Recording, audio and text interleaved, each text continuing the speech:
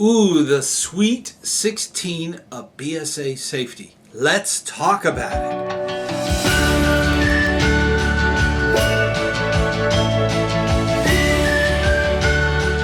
Hey, ScouterStan. I want to talk about safety as number one thing that all adult leaders should be involved in, and every decision needs to be considered with safety in mind.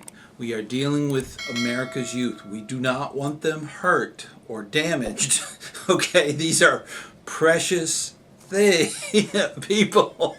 Okay, these things need to be considered.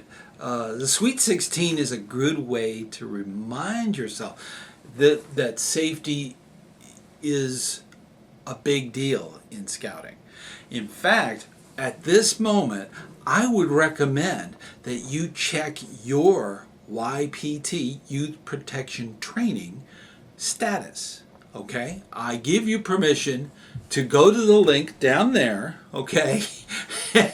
And go to the my.scouting.org and make sure that you're up to date. Safety job one, but you got to be up to date on your youth protection training.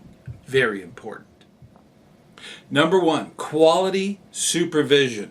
You want to make sure that all leaders that are involved with the youth, and even the ones on the committee, are trained on what is expected of them and what they're doing.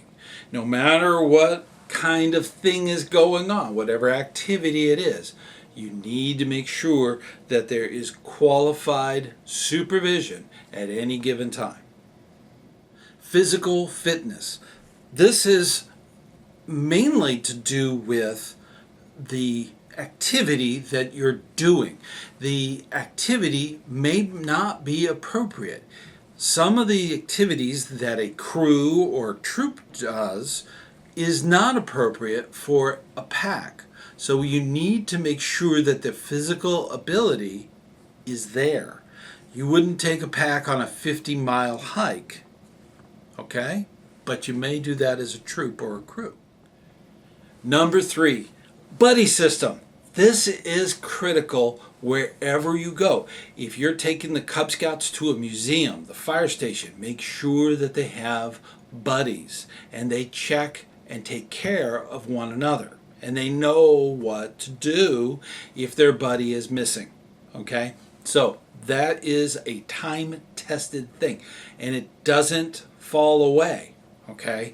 We have it as adult leaders. We have 2 deep leadership. That's a buddy system.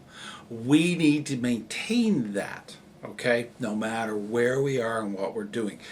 Crew, troop, pack, what have you. Whatever the scouting event is, the buddy system should be used. Number 4, safe area or safe course. There has to be a plan B. Whenever there's something going on, you need to have a follow-up plan for when things go wrong. Now, a lot of times I tell adult leaders this all the time, that scouting is a highly organized, chaotic thing. It's true. Okay, so with that in mind, we need to have a plan B.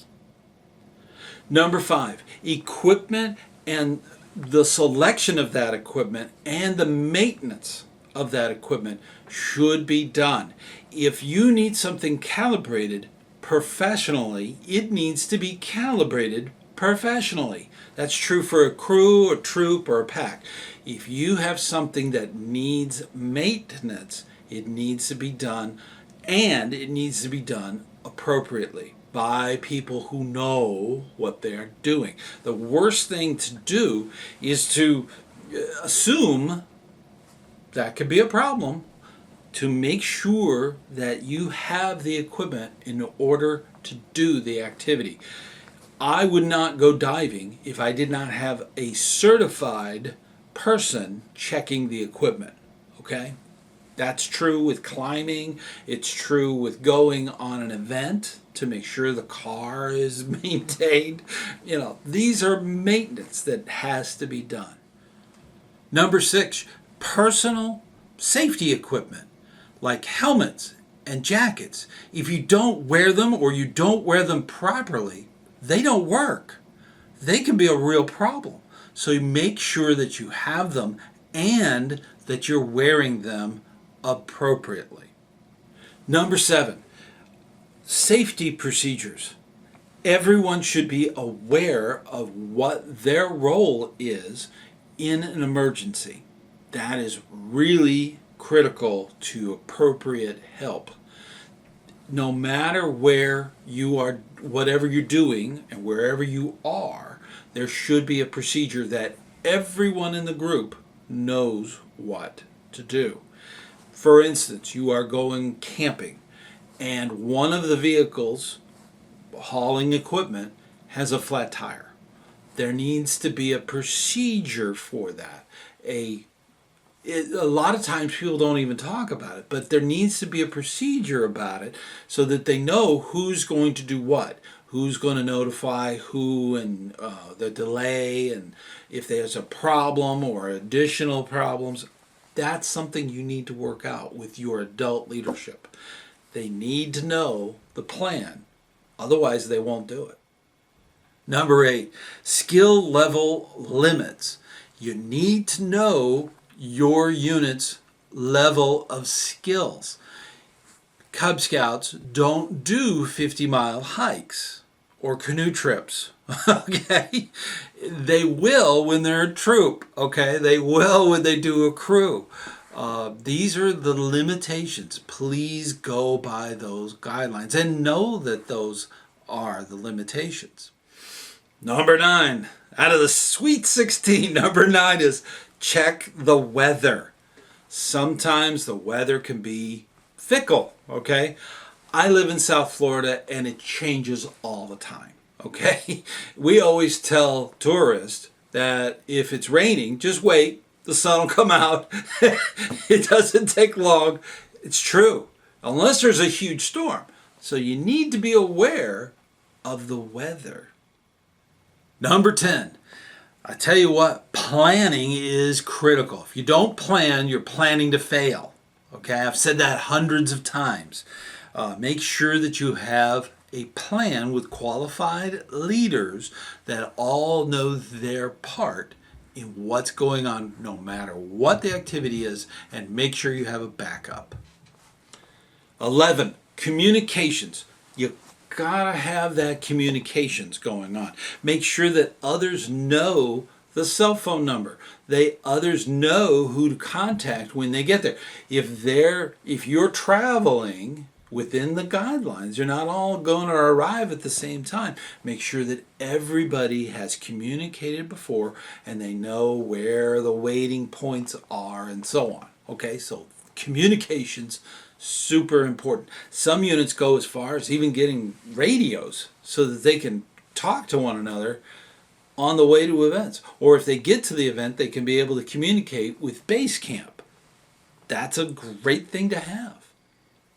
Number 12, plans and notices. You need to make sure that you file some kind of plan with somebody that's not on the activity. If you're going on a canoe trip as a troop, you need to make sure that somebody knows what river you're on and where you plan to camp.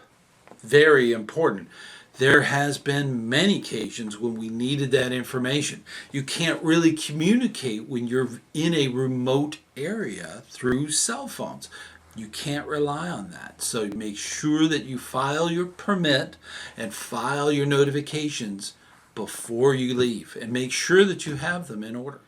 Number 13, first aid. Make sure that you have the resources. That means a first aid kit that is sufficient for multiple people if they get cut or scraped or what have you at an activity. Make sure that you have all of that material, and it should be with you traveling to and from. Make sure that the person that is in charge of that has knowledge. Medical knowledge is great, but just basic knowledge of first aid. That is super important. Number 14, applicable laws. As scouts, in the scout law, we pledge to be obedient, and that includes any laws or rules that are out there. Safety is dependent on people doing the right thing. That's why we talk about being obedient. Make sure you wouldn't go camping on somebody's private property without their permission. That would be trespassing, right? So you need to be doing the right thing and making sure that you have that permission, okay? Otherwise, you're going to have an issue. Number 15 of the Sweet 16 is CPR resource. There needs to be a leader who is certified as a CPR person that can give CPR to an adult or a youth. Very important, especially for some activities.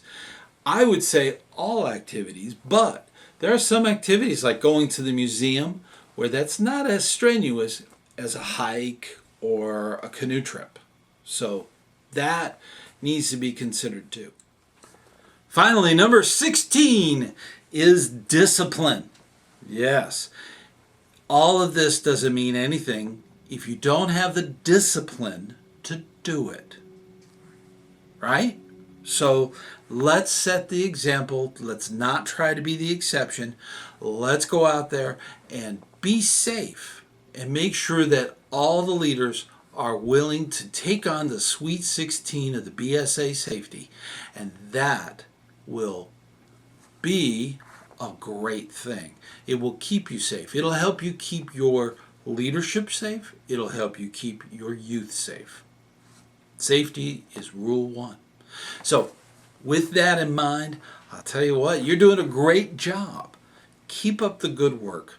Scouting needs good leaders that watch videos like this and learn and think about these things.